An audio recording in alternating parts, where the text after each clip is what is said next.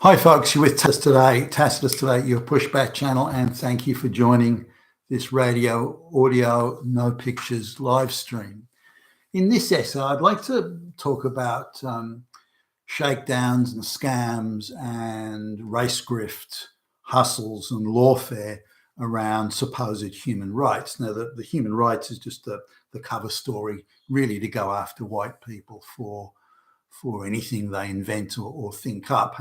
And I just want to talk about a couple of issues here, but the primary issue is how the law is now used in the context of lawfare. It's an instrument, it's a toy, it's a plaything. It's an instrument, it's a toy, it's a plaything for the activists to go after white people, particularly white men. You know, it's vengeance, it's compensation, it's slavery, it's Hitler, it's this ideological miasma where they, as they see it, they're allowed to use the law to get even with evil Nazi whitey. So I just want to talk about a couple of those. Now, this is a supposed or alleged, human rights issue. So I'll kind of summarize it and cut it down a bit here, but a black lesbian is offended because she wants to get involved with some group that's primarily straight white males. Now, for reasons of her qualifications and credentials, she doesn't get into this organization, but she wants to say it's because of racism and homophobia. Now, there's no real evidence of that. I would say none at this point. Now, it seems that she's been put up to it. The activists have pointed her at it because they want an excuse or a pretext or a reason to go after these guys. So they've ginned up the black lesbian to go and do this, and then so to create an aggrieved party, artificially create or construct an aggrieved party, and then legal action can be taken. So that's sort of the sequence that they do. And most of these things are set up and choreographed, and they're not organic or natural. There is no aggrieved party. The aggrieved party's been invented and created and orchestrated and stage managed. So anyway, she's being primed by an activist, and the activist is really playing the role of go-between between this human rights group and this particular black lesbian. So she's being coached and so on. And again, they're very choreographed, the whole thing. But the human rights group is using her, as you like, as the cat's paw, the pawn that's being pushed out there. That becomes then the pretext, which provides the trigger for them to launch legal action. Anyway, the black lesbian's not interested. Nah, can't be bothered, busy. So the agitator who's playing the go-between, who's an NGO employee, pesters her and carries on and goes off. So she then gets the human rights group to send this black lesbian a letter saying, we'll do all the work, you don't have to worry, and not going to cost you anything and so on, but we just need you to say that you're the aggrieved party. So then that gives us the right to go after these white boys and stick it up. I mean, don't you want to stick it up, these straight white guys? Still, the black lesbian's not interested. So then send her another letter saying, look, not only will you pay for everything, but you're actually going to make a lot of money here. You could get a nice big payday out of this. And still, it doesn't move it. So then they assign, if you like, a full-time minder handholder, because the argument that the agitator says, well, she's too nervous, and that her years of oppression, her ancestors might have been slaves. So if we assign a full-time taxpayer-funded minder and helper and handholder, then she'll do it, which indeed she did. So that then gave them the trigger to go after these white guys. But it goes to me, it goes to illustrate just how far they're prepared to go. Now, if there was a naturally aggrieved party where the human rights of the individual had been trampled upon or denied or refused according to the law, then okay, there's a case there. But this is not what it is. The whole thing is orchestrated and manufactured and set up. And the so-called aggrieved party who doesn't really exist, who's been invented, is harassed and pestered and induced.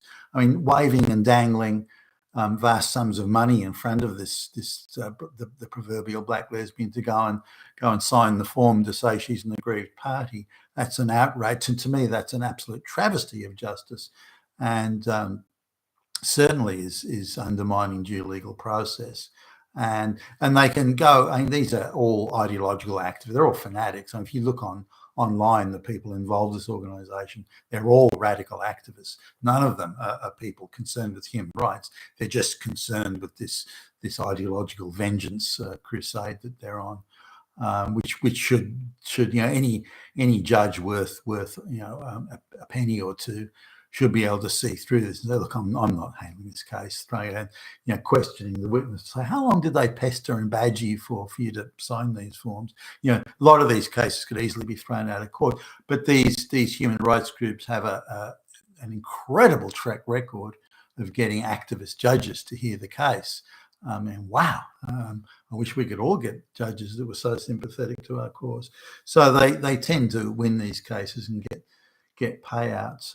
In the end, I don't know how much the black lesbian got paid, but I wanted to mention this just to illustrate just how the lengths they're prepared to go to, not only to invent the aggrieved party, but to harass and pester them into signing off on it.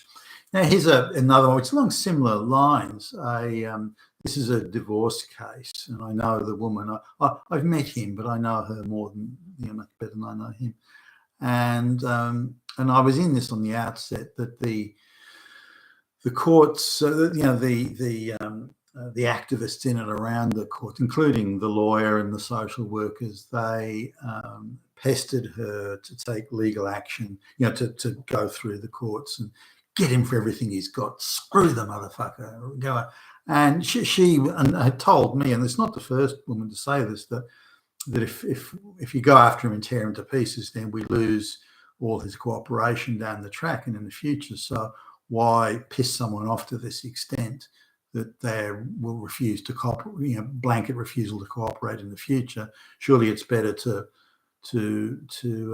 reach some agreement or arrangement that everyone's happy with, so at least we keep the guy, this is the ex-husband, keep him happy and sweet and cooperating, contributing and supporting and so on. No, fuck him, we'll make him pay, we'll get that motherfucker, straight white male, let's get him. So he sort of goes along with it. She's promised, but you'll get the free house and you'll get this freebie this, freebie that, freebie the next thing. And so she's, all right, then go along with it. She regrets it now, but at the time, free house, hey, who can say no to that? Turns out that when they unraveled all the guy's finances, and the debts that were all paid, business debts, all these sorts of things were paid off. Really, there was hardly anything left. And so she got some payout of, I don't know, $20,000, $30,000, $40,000, something along those lines. She was very bitter about the lawyers, constantly pestering her and pushing her to go through with the full legal business, given that she ended up getting nothing, and she's not even on speaking terms with the ex-husband now. He refuses to have anything to do with it, and so has lost his. He won't work. He works as for cash in the underground economy. She gets nothing, so she's achieved nothing by this. In fact, the opposite. It'd be hard to sort of consider such an unproductive outcome. So on this basis, the lawyer was part funded by legal aid and then part funded by payment she has to make. She's got to pay a quarter or something of the fee. So the lawyer then comes after her for the $25,000, $30,000, whatever it is, which is about, give or take, the amount of money that she ended up getting when it was all said and done. So she's saying, well, why should I pay you when you've given me such crap advice and things have turned out so badly and so on. So the lawyer then is not getting paid. So he doesn't want to drag her into court. So he goes back to the divorce court judge and says, hey, why don't we just go after the ex-husband? We'll make him pay. And but we need her, the woman, to sign off on it. So send her a letter saying that she should make a claim against him, and that claim can cover the cost of the legal fees. By this stage, she's not interested in anything to do with the lawyers or anything. So she says, no, fuck off. I'm not, don't care, not even interested in participating any further with you guys, given the havoc and the destruction that you've wreaked upon me. So she says no, or just refuses to participate. So then the lawyer goes back to and this is I mean, just think about this. Just think about the conspiracy to commit perjury here. It's just off the charts. The lawyer then goes back to the judge in the court and says, okay, why don't we tell her that he is going to make a claim, has lodged a claim against her for a shitload of money. So because of that, she should make a claim against him because he's already claimed against her. So anyway, the way it went, she gets this letter. So wow. Now they were still at that point, at least on enough speaking terms where she could call him and say, "Why are you placing this claim against me?" And he denies. He says, "I'm not. What are you talking about?" So at least she believed that. So she then gets a friend of hers who's like a cadet trainee lawyer or something to send the judge a letter saying this you claim that you say that the ex-husband's making a claim against me, has lodged a claim. I want to see that claim. Show it to me. And it's what a mistake. We made a mistake. It must be a misunderstanding. We can't. No, there wasn't any claim. We just made a mistake. Paperwork error. That's all it is. So that, but again, that this now she showed me those letters.